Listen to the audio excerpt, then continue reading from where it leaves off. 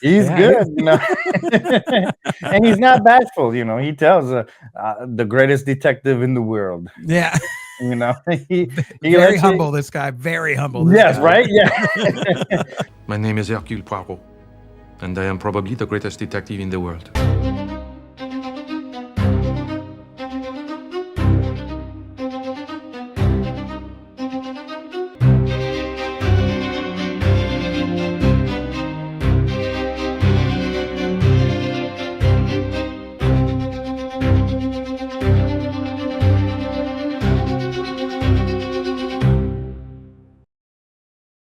What is happening, folks? Welcome to another episode of Whiskey and a Mystery. I am your host, Blake Blake Weather, the world's most okayest detective.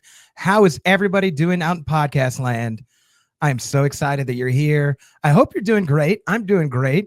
If nobody told you you're awesome today, you're awesome today. I want to thank everybody for making the first few episodes of this a success. It was, I'll be honest, is a little nervous doing a little something different, but it's combining two things that I enjoy. I enjoy murder mysteries, as you guys know, and I enjoy my whiskey. And what a beautiful way to meld the two together. And I'm so excited for today's episode and tonight's guest.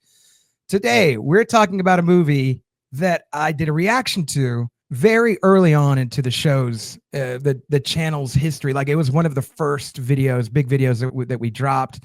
And it was such a fun thing for me to do because I don't normally do reaction videos. I like to watch the movie. I don't like to be talking during the movie. But all that said, you guys can go watch that reaction video after this. Don't watch it during this. Don't cut away. Just stay right here. Because today we're talking all about.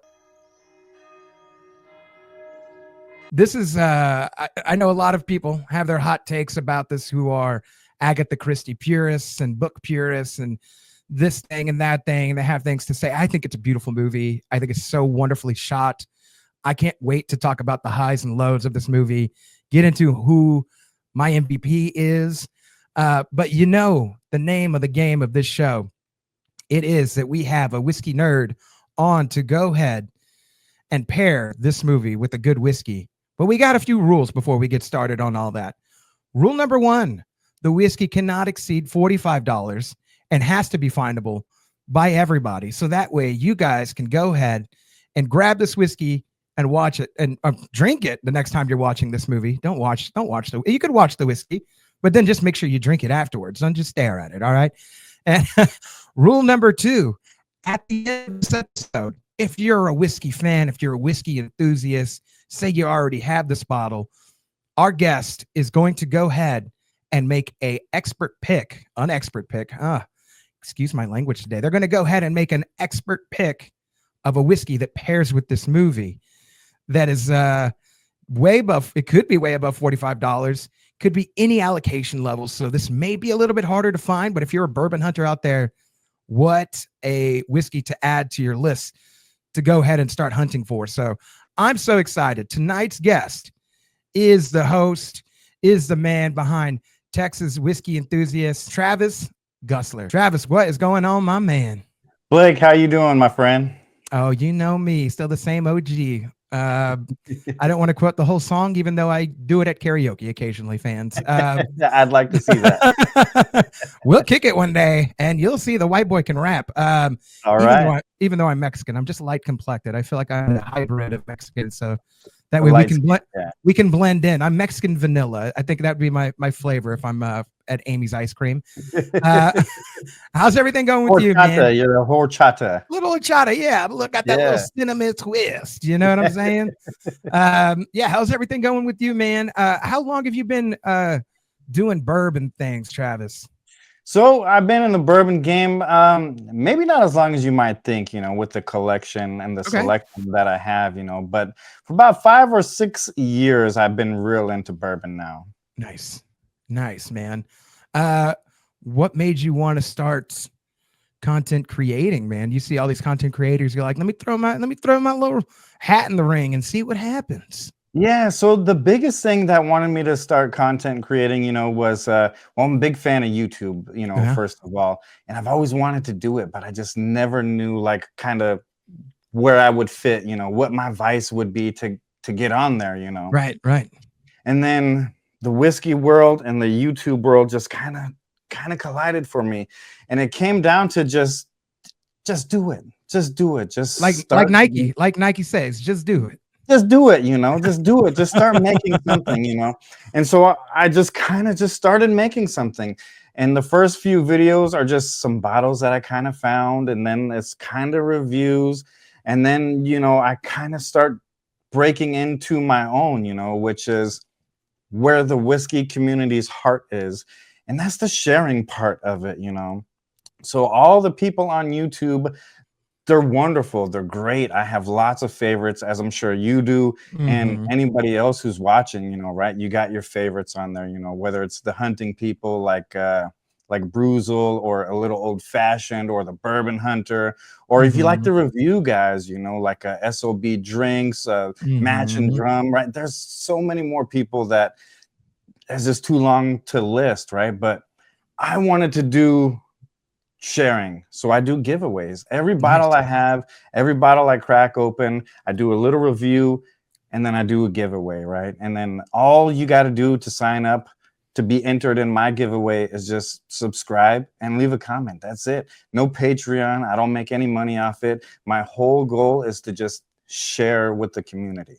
It's lovely, man. It's such a honorable way to go about, I think, adding to and helping people, I think, get introduced to whiskeys maybe they don't have access to, or maybe wouldn't find for a long time, or maybe help them like to get introduced to something that like they ain't even heard about. They ain't heard about the year 2000 thing you got going on. You know what I mean? Like they're just like, oh my God, I didn't even know that came out. Like that. Yeah. Looked cool.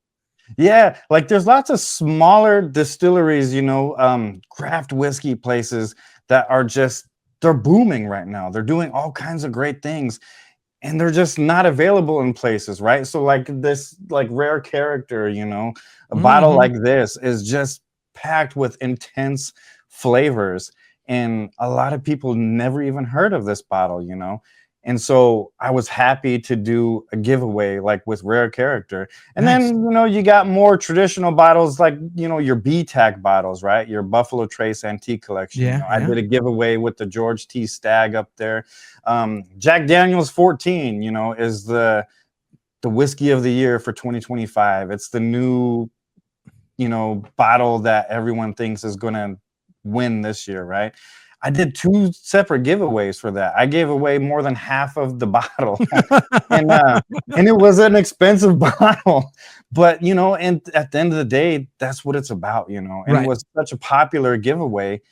People wanted it to come back, and so I did another giveaway with that one, and I'm happy to do it as long as I can share with people who might not ever get the chance to try that bottle or even see that bottle. I want to provide the opportunity to give people a chance to at least try some of these wonderful and special bourbons and whiskeys. Yeah, that's a beautiful story right there. And I hope everybody out there, you're paying attention. All you just got to do to taste some good shit is just like and comment, follow along, and you're probably gonna taste something really interesting I ain't never even heard of, or I ain't never tasted, or that is just super allocated, or just super like limited release. So that's so exciting. I also will be commenting on all of your posts. I'm trying to be in the running. If it's a race, hey, let me throw my hat in the ring too. Let me see if I'd love to see you on there, man. I'd love to see you on there, and I'd love to see a winner. Genuinely, everyone that hops on there, I try to comment to everybody on there, and I tell all of them about the same thing, and I got my fingers crossed for you. I got my fingers crossed. I hope you win, and I love it when people win, and then they write me, and they say, is this for real? Because that's some of the responses I get. Are you serious? Right. You're just going to send me a sample of this bottle? And then they express so much gratitude, and it makes me feel like bigger than I am a little bit. Yeah. But all I'm doing is sending, like a 1 ounce pour to somebody. The 1.2 ounces, I guess, is what they technically are, right? But to that person, they're never going to see that bottle. If they do see it, like Jack Daniel's 14, that was the new bottle. It was super limited, highly allocated. a lot of people, if you did see it, it's like $800 for a lot Right. of people is Right. a lot of the response I got, and so to share a bottle like that, that's just way out of people's pocketbooks is more than I can express gratitude doing for people. Yeah, no, and it's funny you brought up the Jack Daniel's 14. I had a whole conversation with Brad from Brad's Bourbon Review. We did episode Scream 2. Everybody go tune into that one, but tune into it after you tune into this one. Jack is very very prominent. I'm not telling you what bottle he picked. Y'all need to go see which bottle he picked on there. But the topic of the 14 came up, and you can hear my thoughts about the 14. I got a chance to try it at Oak Liquor Cabinet, the 14, the 10, the 12, and the was it the barrel proof single barrel whatever. They had a store pick that they were letting people try. So you can hear my thoughts about the 14 on there. I'll say something here. I prefer the 12 a little bit better, but that's just me. But that is not to shy away from the 14 being very allocated and very rare. So if you do get a chance to sip it, it's well worth it. It's well worth the sip. Travis, though, speaking of whiskeys and speaking of sharing, and as we are talking about this movie, and before we get into it, because you know what, man, my little glass is empty. It needs to be full of something. What is the whiskey pick that you picked? Your whiskey glass is empty too. Mine as well. What is well. the whiskey that you picked and paired with the movie Murder on the Orient Express? So the way I went with pairing the whiskey for this movie, right? The timeline, I think, was 1934, if I'm not mistaken, right? Right after Prohibition, right? So December 5th, 1933 is when Prohibition ended. And it's filmed in like Europe/Asia. So at that time, bourbon, especially in America, wasn't very big anymore, right? Because Prohibition.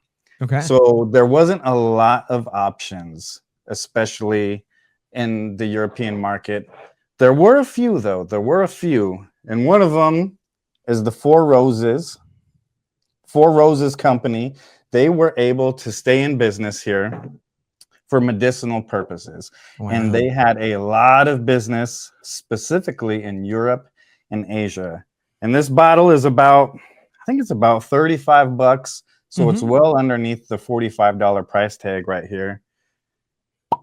Oh, there's that. Pour this one in here. And this one is the Four Roses small batch for all those who are listening while they're driving. Yes, the Four Roses small batch right here. They do have many other offerings, and the Four Roses single barrel is very close to within, the rules here for tonight's purposes, $45 and under. The Four Roses single barrel is about $50. Yeah, it's very close. It's $55. Yeah, so very close, so if you still feel like that's a bottle worth getting, and then it's a very delicious bottle. But for $35 here, the Four Roses small batch is delightful. Delightful. Cheers, buddy. Cheers. Love it. What are we smelling? I get a lot of floral and vanilla on that bad boy right there. Yeah, you'll get some floral, some vanilla.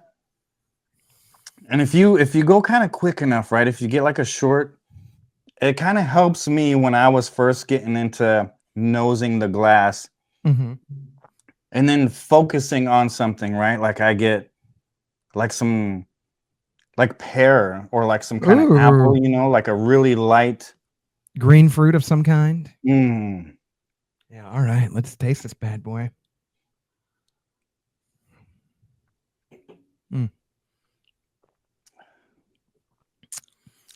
Yeah, it's everything you love about that quintessential bourbon flavor, right? It is like a lighter caramel, as opposed to something like an Elijah Craig or like a Wild Turkey, but it is slightly there. But the thing that sticks out to me is just like this like floral note of like, man, I know that it's like, it's not a rye whiskey, but just like that floral sort of grassy note really comes through. Like it feels like a refreshing sort of taste, like summer in a glass almost, Yeah, you get some spices, but they're not prominent. They're not heavy. So it's not like a peppery taste or like a baking spice, It's like a like a nutmeg or a light cinnamon to it, you know. Yeah, I can get You that. I get can get some light allspice sort of those sort of flavors that I love in like a stout, like that sort of, you know, allspice, nutmeg,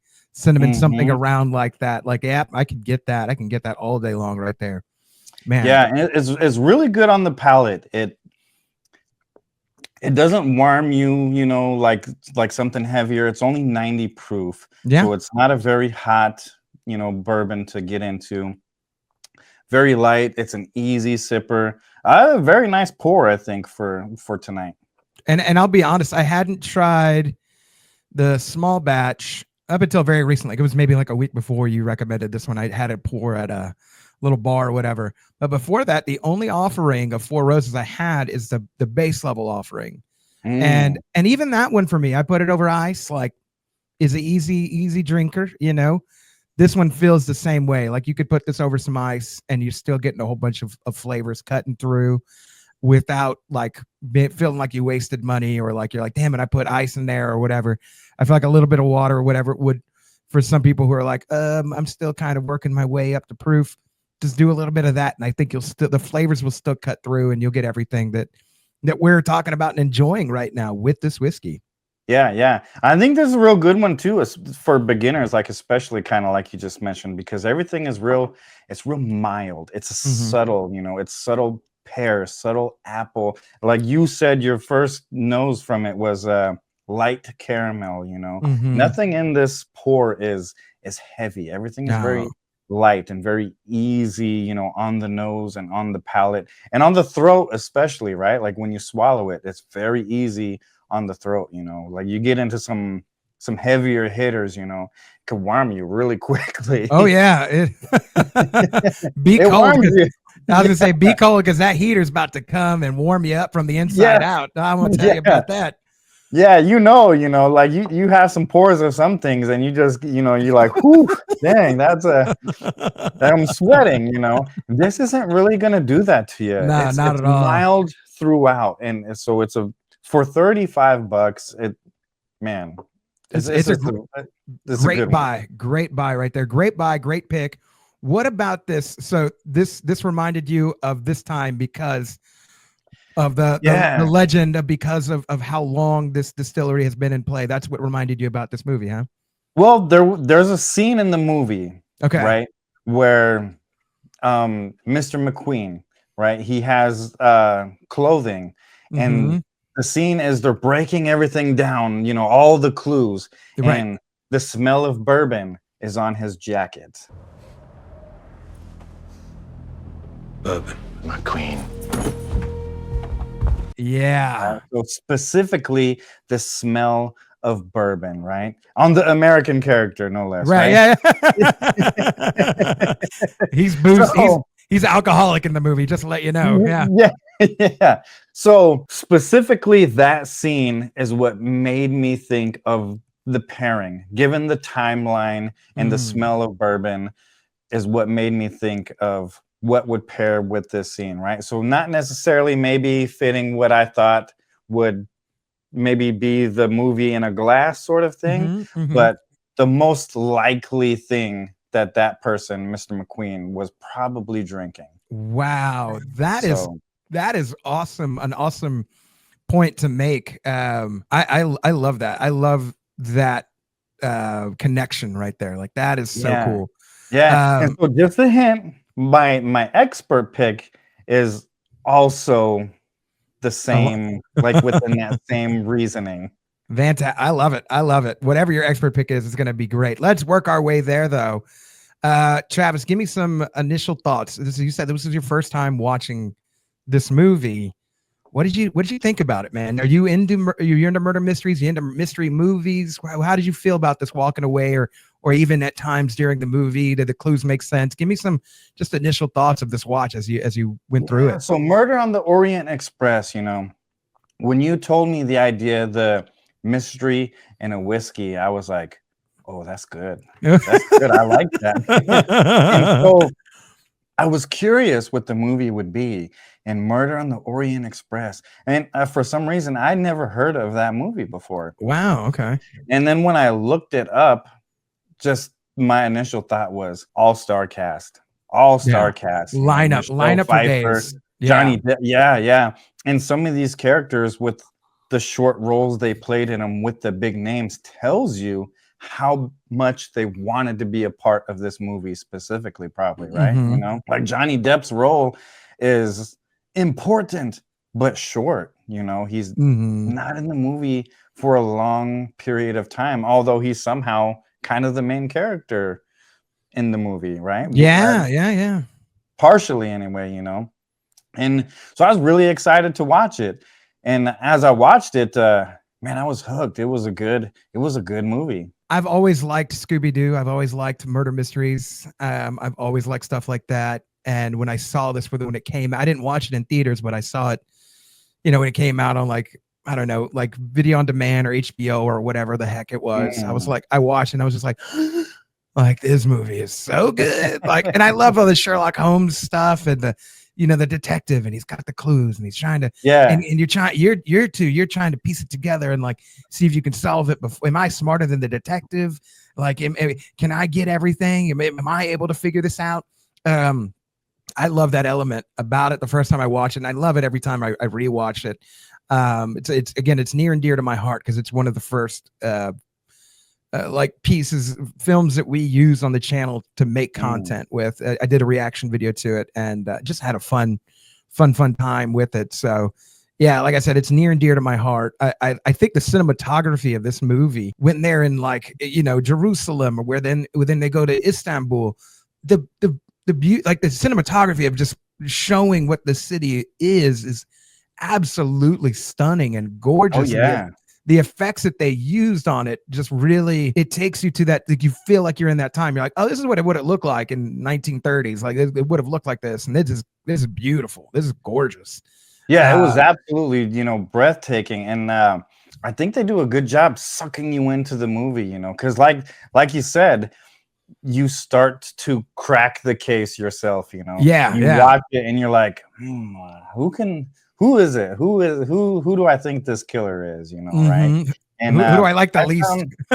I found myself doing that, and they take you on a ride. It takes you on a bit of an Orient Express, would you say? Hey. The Samplon Orient Express. I am a dad. I can do dad jokes. Let's get right into this, Travis. We're talking about this movie from this point on, ladies and gentlemen. Spoiler alerts in full effect. If you've never seen this movie, you got your whiskey pick. You can fast forward to the end if you want an expert pick.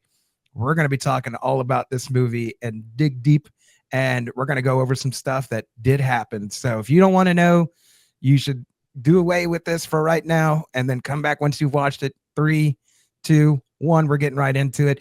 Travis, give me some highs about this movie, some things that you enjoyed. You enjoyed the cast. I enjoyed the cinematography. Give me some other highs that you enjoyed about this movie. Maybe even the clues themselves, the kill themselves, the reveal. Like what did you enjoy? What stuck out to you, man? The detective, Hercule Poirot. Poirot. I'll tell you this. I've covered murder mysteries with this character, with Hercule Poirot, so many times, and I will tell you, for the first like 4 months, it's noted on when I do reaction videos with this character. It took me at least like 3 or 4 months to like properly pronounce it right, and I still find myself practicing because I don't speak Belgium and French, so I don't be pronouncing shit like that. Yeah, I tried in the movie, when he was saying his name, and I'm, wow, what does he say? What does he say? Hercule Poirot? You got it. That was a good one. In the movie, that was one of the things I was, constantly trying to do, is wait for his name to come up again, and then, put a close ear on it, like Poirot. How is he saying that? Hercule Poirot. And it's a tongue twister for sure. This is my dear old friend, the esteemed Poirot, who I knew before the esteemed Hercule Poirot. This is a prostitute. She is. Oh, but his character, he grasps you. He's so peculiar. Oh yeah. So peculiar of a person, and I just love a character like that who's off key, but focused. so focused, and a person who pulls it off as well as he did, that just makes you believe that the character is that person, you know. And Yeah. that's one of my favorite parts about the movie, I think, and that's what captivates you into the whole movie, I think. I think it's that the scene in the beginning of the movie is a great analogy for what you just said with the eggs, right? And he's got the kid and he goes and gets the eggs, and the eggs not right, goes and gets the eggs again. And he's Yeah, hoping and to get he's the eggs right, measuring the level eggs. yeah. Yeah, yeah. He's checking both of them like, and he blames it on the chicken. I blame the chicken. Yeah. Yeah. Maybe. I blame the chicken. He's so peculiar, and you see he's like a good guy. He's good with kids. You're like, he's a good guy. He's just a little, he's got some ticks about him that are quite interesting. I think you said something off camera though that I think could maybe fit the mold. There may be a bit of on the spectrumness with this character that, you know, maybe it's not diagnosed at this time, or that's just sort of maybe subtly alluded to a bit, definitely OCD for sure. OCD, or like you said at the time, you know, non-diagnosable, you know, like Asperger's was a thing, but you know, they didn't have a word for it. Right. And he seems like he could kind of be that, you know. Yeah. He's such dialed in to everything he does, you know. His acuteness level is very high for everything, but you can tell off key a little something going on. No, I think that's a great high. And I think Kenneth Branagh plays him tremendously well. A lot of purists don't like this rendition because the character doesn't match the book. He's supposed to be a shorter, stouter little fella. He's supposed to be a funny little fella. The mustache isn't supposed to be as robust, but it is supposed to look a little crazy. I thought the mustache was like a great touch. I know maybe I don't care if it's book accurate. That thing, that mustache got a mustache on it. But that's all I'm saying. It could rival Tom Selleck, right? You know. Yeah, and that's funny because, you know, I went to rewatch the movie and I saw the original one, and his character, he is shorter. He is huskier, and his mustache is smaller. It is a lot smaller. And I don't know if it's because I saw one over the other one first, but I definitely love, you know, the newer one. Yeah. His character is just so perfect. It's so good. I think there are things to appreciate about the original, like you know, we'll break that down a different day. There's cast and the writing and the acting, yada yada. But I think that there's a lot to appreciate about this movie. Yeah. If you put all the rest to the side and be like, okay, do I enjoy this movie first of all before I go comparing it to the other works of literature or the other film that have come before this? Can I appreciate this? And I think, there's a lot of elements of the detective himself. And Kenneth Branagh playing the detective and directing the movie, like how impressive. Like I am always in awe when an actor, the actor does the director duties, right? Ben Affleck at Argo, or, you know, what's his name? Clint Eastwood, Gran Torino, like movies like that, where the person's in there, they're the main character and they're also directing this. Like what a burden on their shoulders to just make sure everything is acutely like perfect and well shot and executed, you know. And shout out to the secondary crew, the secondary director crew, for capturing the vision that when he's on film, he's like, I need you to do it like this way. I think everything comes together in that sense to make this movie look and feel great, especially for you. You're a first time watcher of this and you're like, they nailed it. That's what else can they do wrong? Like, this movie's great. Very good. There's a scene in particular, oh man, it just had me dying laughing, you know, when the train, it initially crashes, you know, there's the avalanche there. I'm playing it right now. Crashing out of his bunk, and he's laying down there, and the camera zooms in on him, right on his face, and he's laying face down. He says, "Did we die?" Did we die? And he's got a must. Let's cut to his clip. But he's got the mustache covering on his Yeah. as he's sleeping. It's hilarious. It's so funny because his character is such a specific character that you do not expect those words to come out of his mouth, and then it does, and it is such a funny part in the film. It's such dry humor, and I love it. I love it. Yeah. Sort of like Pink Panther-esque a little bit, you know, but like he's not as spacey. Right. Yeah. Not as wacky. He's way more grounded. Definitely, yeah. But similar, but not like the same, but different. The same, but yeah. Here. The Four Roses, It's similar to the other, but different. Yeah. What else did you enjoy about this movie, man? Did you enjoy the mystery of it all? I will ask. Yeah. So I definitely found myself in the movie and trying to guess who the killer was throughout the movie, you know. And I thought they did a great job setting it up too. And Johnny Depp is such, everything he does, I think, is amazing. And for the short while he's in the film, his role that he did was incredible, you know, from sitting with Hercule. That scene right there. Trying to hire him. Yeah. Man, they're sharing his cake, you know, and they're back and forth banter. And Hercule knows right away what he wants them to do, you know, and he tells him he doesn't like small talk that leads into business propositions. He knows right away. And so they get right into it, you know. He tries to buy him, and then he tries to persuade him in a non-friendly manner, you know. And Hercule, he doesn't budge. He doesn't budge either or way, you know. He's not impressed with any of the antics he uses on him. No, not at all. And sees through it all, right? Like he's like, and he's firm. He's like, no. The end, he's like, wait, what? No, you can't say no. Yeah. Like, the answer is still no. Yeah. I am not interested. I understand. Good. I refuse. Sorry, that's bad. But the thing I love is he's interested in the dessert. He's like, you got a dessert, huh? All right, well. Yeah. But I would love a piece of your cake. And it's funny how it's so focused on that too, because they even have to ask for additional silverware, you know. They ask for an additional fork or a spoon, I think. So, and he just takes one bite. Yeah. You know, and then he walks away from him and says, I'm not interested, but the cake was delicious. You liked my cake, didn't you? The cake was excellent. Have a pleasant afternoon, Mr. Ratchet. There's those.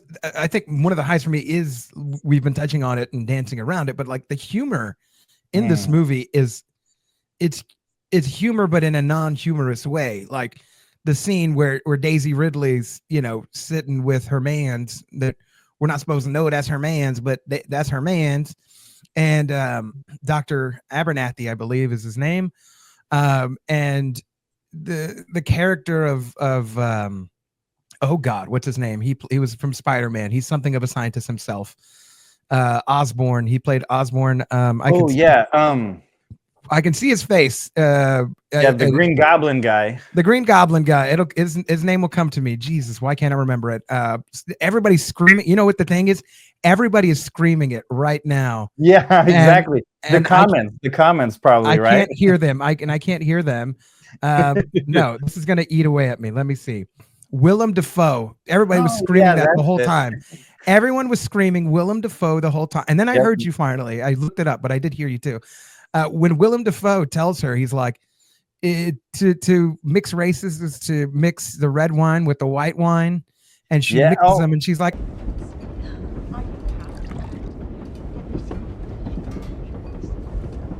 I like a good rosé.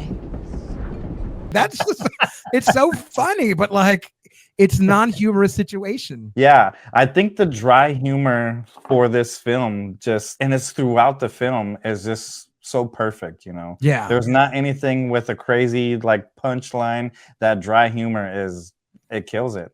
It kills it, you know. Literally, let's cut to a clip. Yeah. yeah, I think that the dry humor throughout the movie, the dry humor is utterly hilarious. I mean, even Michelle Pfeiffer has some lines. I woke up in the dark and I knew there was a man in my room. You are certain it was a man? I know what it feels like to have a man in my bedroom. And you're just like, bro, what?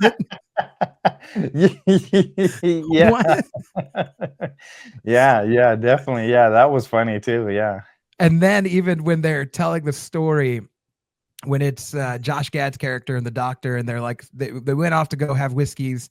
And if you hear both of the stories, it's like he had some interesting thoughts on, communism that I needed to correct. When we stopped at Vinkovsky, I struck up a chat with the color doctor, Arbuthnot. We had a couple of drinks, stretched our legs. He had some odd opinions about Stalin I had to turn around. We got to arguing politics. He had some tomfool opinions on Stalin I had to correct. Yeah. That's hilarious. That's hilarious. That's actually hilarious. I do think the humor does hit hard in this movie. Anything else before we go to a lows? Any other highs for you? I think just the movie itself is a high. Mhm. I was just so into it. I was enthralled in the movie from the get-go, and my level of peakness stayed throughout the movie. So I think just besides the humor in it and some of the lines in there and the cast, the movie itself is a high. Did you feel like you came close to solving the motive or who killed Johnny Depp's character? So I found that I was actually correct, and at the end, which was a wild card. I had guessed it, and then I thought that's kind of crazy though, but we'll see. And but you guessed it was everyone. I did. I had guessed it was everyone, but not from the get-go. Not like I wasn't like in the beginning, like, oh, everyone did this. I already know. It was at first I thought it was Michelle Pfeiffer. Okay. First I thought it was Michelle Pfeiffer. there's the scene where she gets stabbed in the back. In the back, yeah. Yep, and the doctor is there. Someone kicked in the door, covered my face. All right, this needs to come out now. And at that moment, I was like, "It's her. It's these guys. They're in cahoots. Okay. They're in cahoots with everything." And then I think it was when they were all in the main train, I came up with the idea of, I wonder if it's everybody. If everybody had a hand in this. Of course, I had no idea how or anything like that at all, but it was in my head, and I thought, that's kind of absurd. I don't really know, but let's find out. So my first pick was Michelle Pfeiffer, and then as it started getting closer, I thought I grew more and more excited because I could just feel the numbers in my favor going up for for what I thought could not happen. Yeah, that's crazy. I thought at one point it was like 2 people. I think the first time I watched it, I thought it was like 2 or 3 people. I'm like, you gotta have somebody in on it, somebody get close. Is this part like for sure? Maybe the doctor's in it, and maybe Daisy Ridley's character, and maybe it's Michelle Pfeiffer, and maybe a 4th person. I don't know. I've seen Scream. Yeah. I've seen that there's 2 killers. Like that's totally possible. Mm-hmm. But when it was everyone, I was like, what the shit? Like this is wild. And this is gonna go. Is gonna sort of segue into my lows about this. Like, how the fuck were we supposed to know what everyone's role was? Like, how does Hercule like figure it out? Like everything. Like you were the driver, and you were this, and you were the babysitter, and you were that. And I'm like, how? But like, when were we supposed to like be in on this as well? Like maybe we could have solved who did it, but like everybody's background and like the whole Armstrong case, like we're only given that in pieces. Like maybe they did better in the 1974 movie, and I still need to run through that. But like I was like, no, that's crazy. Like that's the motivation is crazy. Like the story makes sense, but like we were not given all these pieces that you just happen to know about. Like that's not fair, So that for me is a big low, because I'm like, if it's supposed to be fair for everybody to figure it out, like, well, it wasn't. So, yeah, because there's some things you don't know, right? Because you're not given that story, the Armstrong story. and then like he figures out that girl is the long lost sister, right?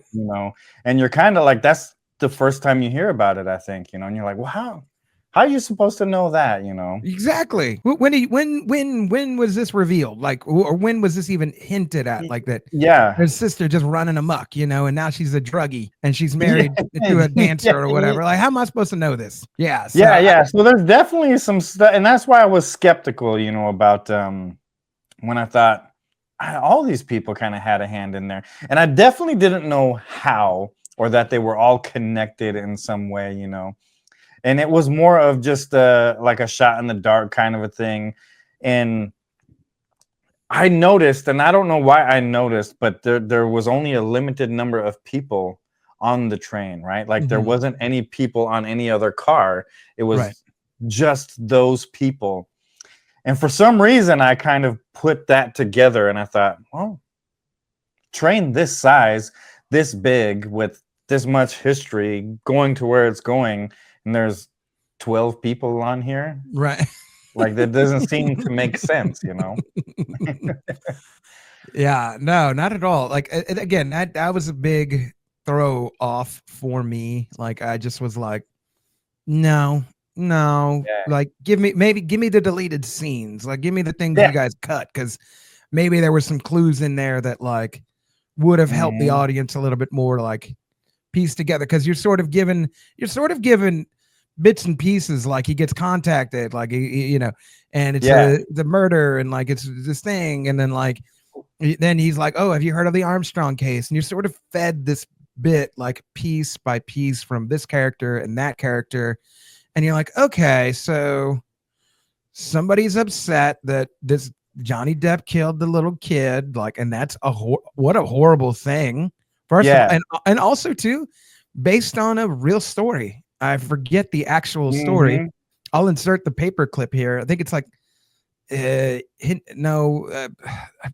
God, I can't think. Let me ask. Let me see. I'm going to look this up, and I'm going to cut this.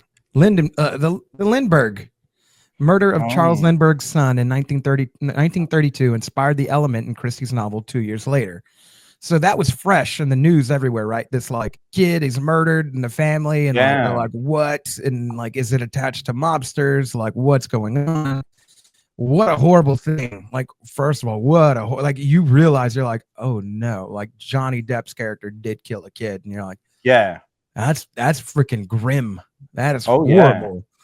But you're fed all these pieces of information, and you don't know how all these people like, okay, that's a godmother, and then like he used to drive, and then like he did this other thing, but like, okay, like why is this other character like, I don't get it, I'm ragging on this, but like it's true, Yeah, you definitely don't figure out the connected part with all the characters in there, but you hit on something that just made me realize when I thought everybody was involved. And it's the scene when they check on his body and they notice all the different stabbings. The stabbings, and there was the exact amount of stabbings as there was people, and each one was like a different level of depthness, and in a different angle, and when Hercule was mentioning that, in my head I kind of thought, well, everybody stabbed him then, everybody had to have like took a turn and stabbed this guy, but for what, I didn't know that part yet, but that was in my mind, same amount of stabbings as people in all different angles and all different depths. I mean, there's a clip of that I want to cut to right now.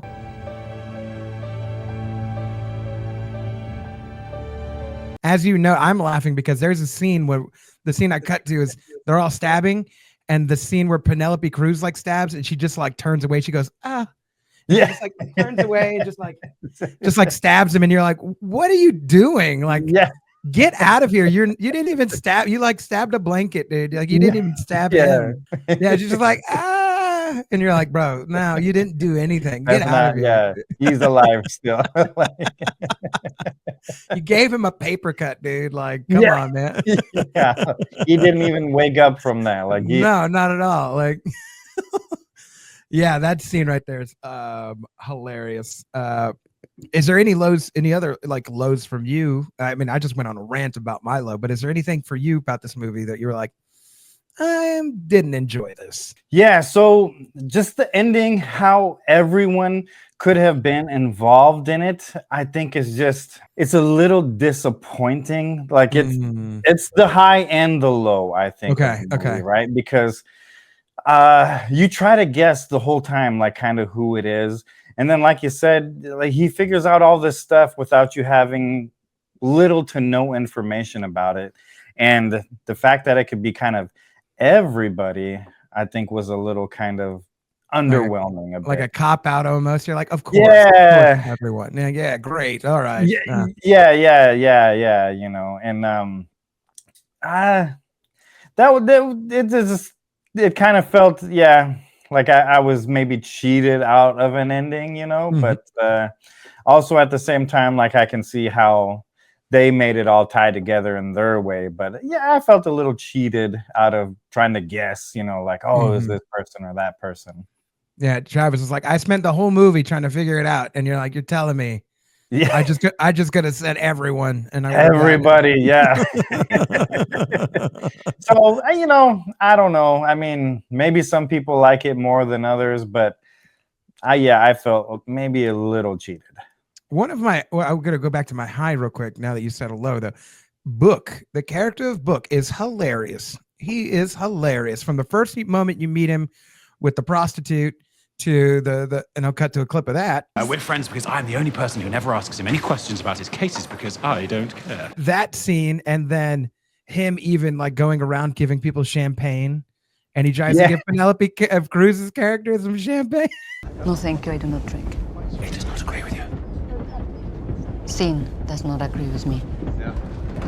Vice is where the devil finds his darlings. We should no longer speak.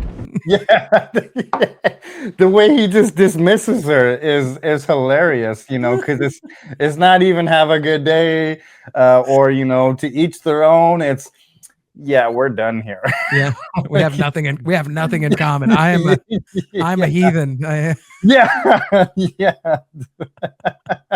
That part.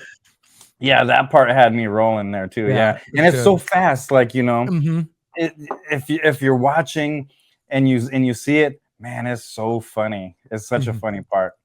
Yeah, there's lines like that just go under the radar. But then when he's on and he needs to be serious, like, if we leave this to the police, they will choose a culprit, right or wrong, and they will hang him. Most probably Mr. Marquez, for no other reason than his name is Marquez.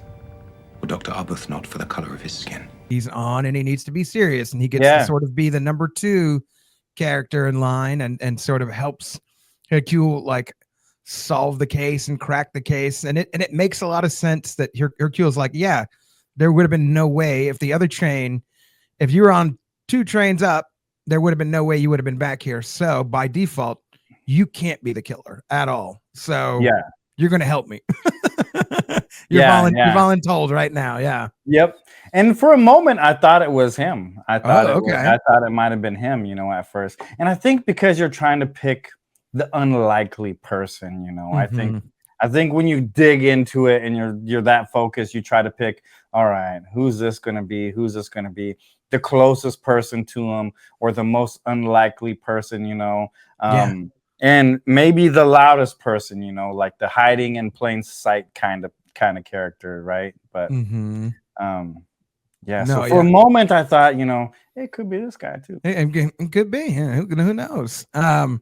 Yeah, absolutely. And that's always the thing with murder mysteries, right? Is like, you know, you've met the killer, and now you're like, no, it's not the hothead. Like, no instant, like, again, it was everybody, but in no instant that I automatically pick the count guy. Because I mean, in the beginning, you see him doing karate on people and beating the shit out of like photographers, and you're just like, what? Like, they want a picture. Yeah, they want it, and he like he jumps and, you know, he kicks them all. That's a weird part too. I was kind of like, That's a strange part to have in the movie.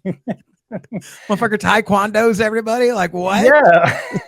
And in that timeline, like 1934, were people that agile then? Like were they doing that? Yeah, were they doing MMA then? I forget, like he's leaping up and like roundhousing, and you're kind of like, holy cow! I didn't know Miyagi was teaching him karate at that point. You know what I'm saying? It's wild, but I knew, like, for a second, I'm like, it's never the hothead. Like, it's never the hothead in these movies. I don't have to worry about him. He's just an angry. He just needs a hug. That kid just needs a hug. Yeah. That's all that is. He's misunderstood. Somebody play some emo music or something, Yeah. I'm not a perfect person, Let's cut to a clip of that. I'm not a perfect person. There's a little wackadoodle moments like that in the movie that sort of throw it all off. But when you're watching these murder mysteries, it's never the hothead. So you're always trying to look for the character in plain sight, or like who's hiding some shit. Like which one of these folks is hiding? Like that one. That's always, those are always two trails that if you walk down, you're like, all right, we caught you red-handed. That's it. As we sort of round this out, and we've passed our highs and lows, Travis, I've got a question for you. Who's your MVP of this movie, in your opinion? And if you have a runner-up and an MVP, that's also acceptable too. But I want to know, the fans want to know, who's the MVP for Travis? Well, I think and it's obvious. I think maybe it's bad or good because of that, right? But Hercule, man, the detective, he is just the character, and maybe not so much because how much I like him, but because of what follows it with how much I like him. He pulls me into the movie right away, and I think that's what engages me throughout the entire movie. How peculiar he is. And I think maybe if he wasn't as peculiar of a person as he was, I might not have been as engaged with it as I was, but so like to the scene where he questioned if they all died, or the eggs we kind of hit on, his whole mannerism, I think, and is just, man, it's just great throughout, great throughout. The way he keeps denying, Johnny Depp, Mr. Ratchet, Mr. Ratchet, it's just, it's funny. His character, he's so good. Yeah, that scene with him and Ratchet, it's great. And I think, to your point, like, you're introduced to him again in the peculiar way because he's measuring eggs, and then literally the next scene he steps in poop, and he has to step in poop with the other. Other foot. Yeah, and the escort with him was like, oh, I'm so sorry, we'll clean that up, and he's like, no, it's not that I stepped in it, it's that it's not even. Yeah, I got to have to step on it with the other foot. Yeah. And then from there, like, if you didn't already have an idea about how peculiar his character was, right there, now it's kind of cemented, you're kind of like, well, okay. And then immediately he's just this way. Yeah. And then immediately cuts to a case where he solves it in like 4 minutes, and you're like, geez. The thing that gets me about that scene that I love, and maybe some people hate, is when he puts the stick in the Wailing Wall, and you're like, what did you do?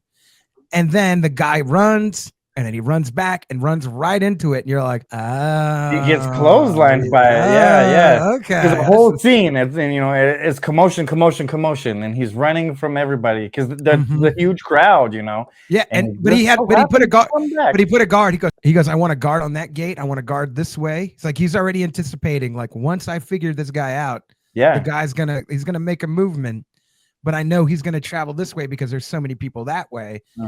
By sort of deductive reasoning, he's just like, I can line this up, and here's the shot right here, and he solves it, and then figures out where the guy's gonna go, gets clotheslined by the damn stick, and you're like, well, this guy's good. This guy is good. Yeah, because why there, right? Why place it right there? And And I know that it could be one of those things where people like are like, oh, how convenient, but also it's a movie. Like, calm down. It's a movie. Yeah. Like, yeah. Okay, it's no convenient. Yeah, it's a movie, and it works. And that scene, it works. Like the guy runs into the damn thing, and it's hilarious. It's hilarious, but also you're like, I mean, Poirot knew he's good. Yeah, he's good. He's good. You know? And he's not bashful. You know, he tells the greatest detective in the world. Yeah. You know, he very humble. This guy, very humble. Yes, guy. Right. Yeah. My name is Hercule Poirot, and I am probably the greatest detective in the world. But he's not boasting. He's not boasting. You know, he's not pompous. He's not boasting. You know, and I think that's one of the delightful things about him is just he's peculiar. He's that sort of way. You know, like does he have Asperger's? You know, OCD at the least. You know, like there's something about him. Yeah, that I mean, so good. So he has to be the MVP. He has to be. I get you, and I'm co-signing. I believe it. I love it. My MVP. I went the opposite direction for this one. My co-sign. My co-MVP is going to be Book. I love his comedic timing. I love the character. I would have loved to see a little bit more, but the movie's not about him, right? Yeah, he's supposed to play the role he plays. And for that reason, because he had just a little bit less time, my MVP is Michelle Pfeiffer for this movie. Like, such a interesting character. You meet her and you're like, what is up with you? Like, she's like, oh, I've had this husband and that husband. And like, is she flirting with Hercule? Like, as soon as he gets on, is she flirting with that scene with Johnny Depp? Like, woo, I'm gonna play it right here. Cut to a clip. Some men have a good look. All they have to do is keep their mouth shut, and they can take home any prize they want. But like, it felt like there was some fireworks kind of. She was trying to seduce him, and he's kind of into it. And I love how later she says he made an overt overture, and I want to use that in my day-to-day language all the time. Like, I don't know what an overt overture is, but like, that sounds way better than assault or something like that. Just or harassment. You know, it sounds way classier. It's a classy way to say that, but like. Overt overture. I'll never forget that line. I know I locked it after what Ratchet said. He made a rather overt overture. Were you gonna say that's something? When you keep pocketed, you know, and you wait, you know, for today is. Can I say overt overture today? I think I'm gonna look for a scenario where overt overture can pop up right here. Even if it don't fit, you're like, my wife gave me an overt overture right before I went to work, and you're like, I didn't like it. I was just trying to go to work. Sorry, I'm late. Overt overture happened to me today. My boss gave me an overt overture, and I couldn't turn it down. I could not turn that down right there. I'll tell you what. It was a good time. I had to get this whiskey, and I had to be a little overt with my overtures today. You know what I mean? That pocketbook got a little overt. But I think she's just tremendous going from this sort of, is she kind of this hot MILF lady? And then you're like, ooh, she's kind of like, she's kind of you giving me some vibes right here that I'm like, I don't know, man. I don't know if I believe you. Like, I don't know. Like, you're giving me some, and then she's just trying to be coy and like cool. And like, I told you that somebody was in my room, and you're like, okay, maybe like that could be a thing. But then like her demeanor just completely transforms throughout the whole thing. Yeah. And then especially at the end when she takes off the wig, I'm going to be honest with you, I was very upset that they gave her a wig in this way. I'm like, you do not mess with the legacy of Michelle Pfeiffer in that way. You don't tell me that she's wearing a wig, because that woman is gorgeous. You leave her alone right now, movie. But it makes sense in the aspect of the character. And then when you see, all the plotting she did to get everybody together, and when she was the one who was, behind the door when he's like, Monsieur Ratchet, and she like says, or whatever I'll cut to a clip. But when she does that whole thing, you're like, dude, you are so devious. Yeah. When you are completely out. Yeah, right. You feel her passion behind it all, to the point where like he lays the gun down, right? Oh, yeah. I was just about to say in the tunnel, Do it! One of you! she pulls the trigger, she pulls the trigger at him, and it's blank, empty, of course. I think she tries to like shoot herself too, and there's Yeah. no bullets. Yeah, oh, that's right. Yeah, she tries to shoot herself, right? She wasn't gonna kill anybody there other than, Mr. Ratchet. And then she tried to kill herself to spare everybody from being taken down. Right, exactly that. And you're just like, so you feel her passion, and Michelle Pfeiffer, a perfect character for that, Of course. Just like you said, beautiful, and the work she's done, Scarface, Dangerous Minds. Yeah, Dangerous Minds, man. I think a underrated movie that is just not enough people have seen. Know about that one. Yeah, a great movie. That's a classic hood movie right there. I love that. Oh yeah. She just steals the show of all the bad guys, and it's the most. She has the most turns in her character that make it very interesting. So yeah, she would definitely be like my co-MVP. Ooh, okay. But I think, Michelle Pfeiffer, maybe because, I expect that from her. She's just brilliant. So, she's going to be brilliant in the character that she plays, But, Hercule's like peculiarness. I just like an off-kiltered character that plays it so well like that, makes you believe the person is the character. Like in real life, they could be this person. Yeah. And for me, that's what it did. And man, it was so great. It was just so good. And even to your point, I'll add a little bonus to you. To have, I think he's Australian. I think Kenneth Branagh's Australian. So to have an Australian doing a Belgian accent and doing it with like a nice precision, it's like you're like, ooh, you a good actor, my dude. Yeah. You're real good. yeah, definitely. And if a lot of people don't know Kenneth Branagh out there, all the audience right there, you're listening to our conversation. If you've ever seen Wild Wild West, he plays the bad guy who does the Southern accent. An Australian actor doing a Southern accent. Who'd have thunk it? He's the one who makes all this big spider at the end or whatever. And so he's in the wheelchair, y'all. So that's Kenneth Branagh. That's how he's a tremendous actor. But Travis, as we're rounding out, landing the plane, we've got our MVPs picked. We've got some highs and lows. You've given people a great pick to pair with this movie. But it is that time, my friend. The whiskey nerd goes on and makes an expert pick for this movie. What expert pick are you pairing with Murder on the Orient Express, Travis? All right. So my expert pick is kind of sticking to the same formula I had with my first one, Okay. And I thought about it, and I thought, maybe I could pick something special. Maybe I could pick something, not as widely known. But I thought to fit with the movie still in the timeline, I would try to pick something that fit that as well again. So, and a really good one. So my expert pick is going to be Old Forester 1920 Prohibition style. I'm laughing because I have that exact bottle. If you give me a second, I can match this with you. Give me a second real quick because I'm going to pour the rest of this. So yeah, I just got this bottle gifted to me as a birthday gift, an early birthday gift on Thursday. Oh, so it was your birthday? Well, it's an early birthday gift. My birthday's July 13th. July 13th. Okay. Well, happy early birthday to you.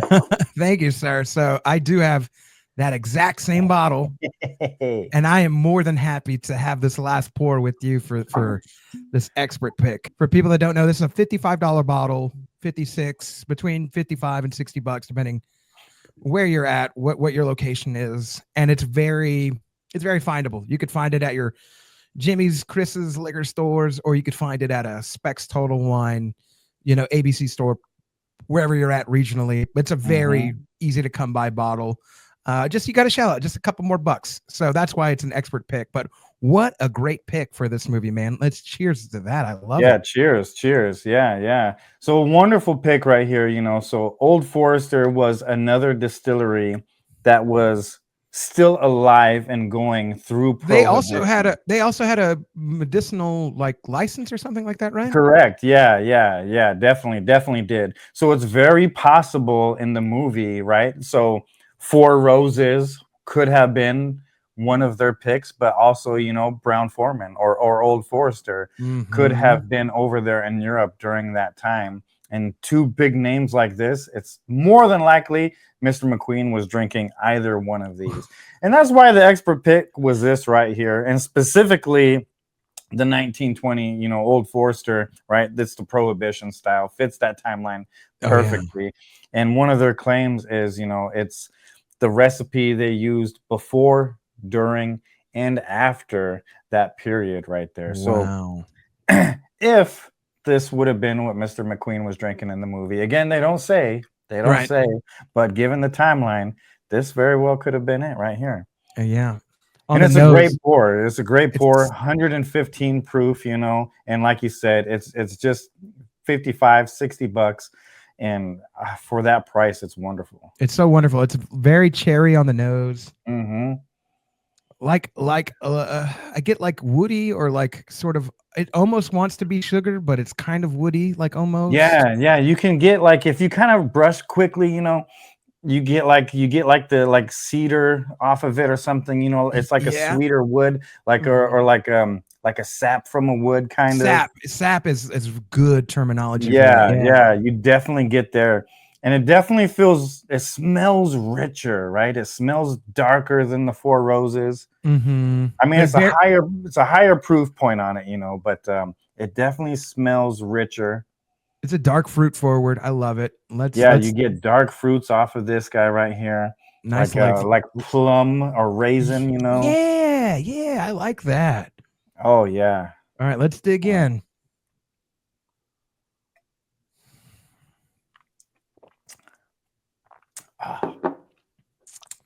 Oh, that just goes down smooth, man. Oh yeah. It's so good. It's so good, And the legs on it is just wonderful, The legs is referring to the stickiness of the glass, right? So when you twirl it around in the glass right there and let the liquors sink back down onto the bottom, you can see all of the liquid that sticks to the side of the glass there. Yeah.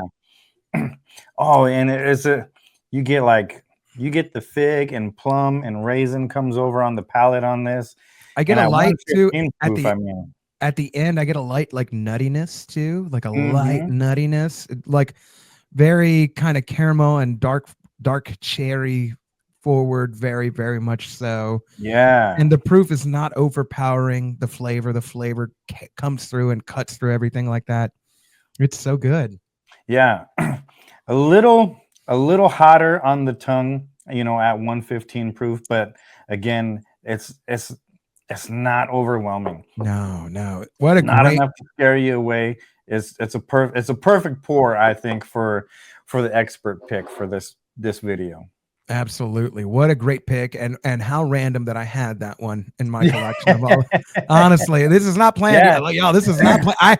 I just, out of everybody, just so you know, very transparent. I tell every whiskey nerd / whiskey expert that comes on, I do not want to know your secret pick. You keep the expert pick a secret, so that way I'm surprised when it happens. And Travis can attest, like very true. He knew the Four Roses. We planned to drink the Four Roses together.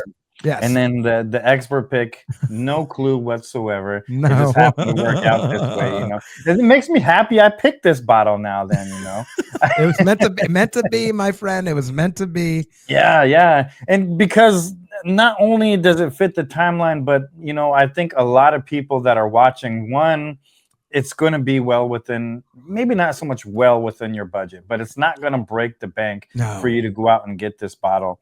No. And two, if you're already, a whiskey, drinker, you're already well into, your whiskey adventure, then you already know that this is a solid pour right there. And maybe you're like me. Up until this point, I'd only had Old Forester 86. I've tried the 100.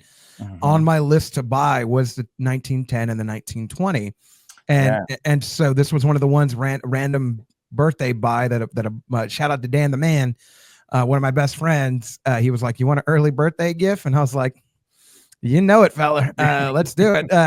So this was one of the ones that was on my list to add that I wanted to try, and maybe other people that have the 86, the 100, maybe they have the 1910, maybe they have the 1870. They don't have this one. Add this. A great buy, great selection, great pour.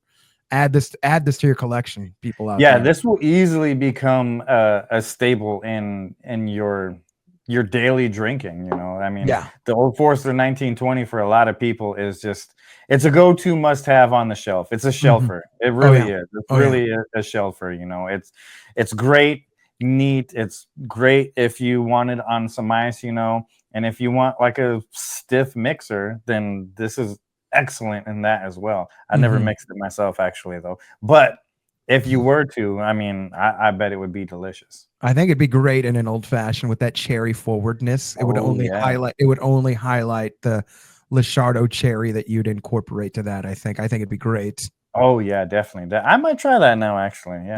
He's like, well, now that you're saying it, wait a minute now. Yeah, that sounds pretty good. He's like, you sold me. Wait a minute now. Travis, it's been incredible having you on the show. Thank you so much for taking some time, making some great whiskey picks for me, for the fans out there. Go ahead and do me a favor. Take over my show. Let people know where they can follow you, where they can find you, all the social mediums, all the stuff that you're doing. Take it over. Go ahead, man. Thank you, man. Thank you. First, I just want to thank you for, even reaching out to me and giving me the opportunity to be a part of this, not only introduce me into a great movie, but to have the pleasure of meeting you and the people that follow you as well. So just, thank you very much for that. Absolutely. And then yeah, so you can find me at, my plug is right here on my screen right there, TX_whiskey_enthusiast. It's a long name. I've been working on, trying to like maybe shorten it, but it's tough. And it kind of speaks exactly to what I am. So it's probably sticking around for right now, but Texas Whiskey Enthusiast is where you can find me. And I specialize in doing giveaways. Everything you see behind me and everything you don't see, people who already follow me, you already know what my channel is about, and it's sharing, giving away everything that I do. Recently I did a Heaven Hill 19, which is a highly allocated bottle. I did the George T. Staggs, I did the Penelope Creme Brulee. So it's not always, the highest of the highest bottles. Sometimes it's just a new one. But point being, everything that I have, I'm going to open, and everything that I open, I'm going to share. So please follow my channel and reach out and let me share everything that I have with you guys. Love it. Love it. Everybody go follow him. And you've got a YouTube channel as well, right? Yeah. So mainly do YouTube and then TikTok. I am on Instagram. I will admit I am kind of bad on the Instagram part right there. Social media is not like a big thing to me. It hasn't been a big thing. So trying to keep up with all of them is hard. And Instagram is definitely the one that kind of falls behind. I'm going to do better at that. But yeah, YouTube, Texas Whiskey Enthusiast, and TikTok, Texas Whiskey Enthusiast as well. Follow me, subscribe. And you could get one of these samples right here, what you guys see behind me. Yeah, go ahead and follow Travis for some great whiskeys, great whiskey reviews, everything on his channel. Go follow it. If you're already on YouTube right now, go right now. Like at the end of this episode, go to Texas Whiskey Enthusiast. Go ahead and follow him. If you're already on the social medias and you're following Travis, you're looking him up on the old Instagrams and whatever, you could feel free to follow me, Money Blakeweather, Facebook, Instagram, Twitter, Snapchat. You could follow Nerds at Night. If you're not already subscribed right now, go ahead and click that button. Hopefully we sold you. I know we sold you some good whiskey. I know we sold you a good movie review. Hopefully we sold you on the show. If you can go ahead and click like, that would be fantastic. Go ahead and please follow Blake, man. I'm new to his channel also. What I have seen has been excellent. And without him, we couldn't have a night like this. So thank you, man. Please also follow Blake and what he does Amazing stuff. He's got a lot of stuff up there already for you to watch. Thank you so much, man. Yeah, go ahead, follow me, follow Nerds at Night if you're not already, and continue living a great life. Thank y'all for making this series a success. Every episode has garnered more and more likes and comments and views, and without y'all, there is no us. There is no us content creators. So we thank every one of you who are fans and friends tuning in. Thank y'all so much. But yeah, hopefully you enjoyed this. Hopefully you get a great whiskey recommendation, especially if you're new, or if you're already into it and you got a great whiskey recommendation to watch with this movie. Let me know in the comments if you think you have a good whiskey recommendation for this movie, or if you tried the whiskey and you're like, you know what? I'm a fan of it. I want to know everything. Let me know in the comments. Also, let me know a murder mystery you want me to break down. I've got a list of about 100 movies, but I'm always looking to add on to that list and always looking for great whiskey nerds to go ahead and have on. And of course, we'll have Travis on for another one because I think we had a great time. But yeah, thank y'all so much for letting us be a part of your life. And like I always say, whether it's morning, evening, afternoon, whatever time you're listening to this, I do appreciate you. And until the next case, we will see you. Peace.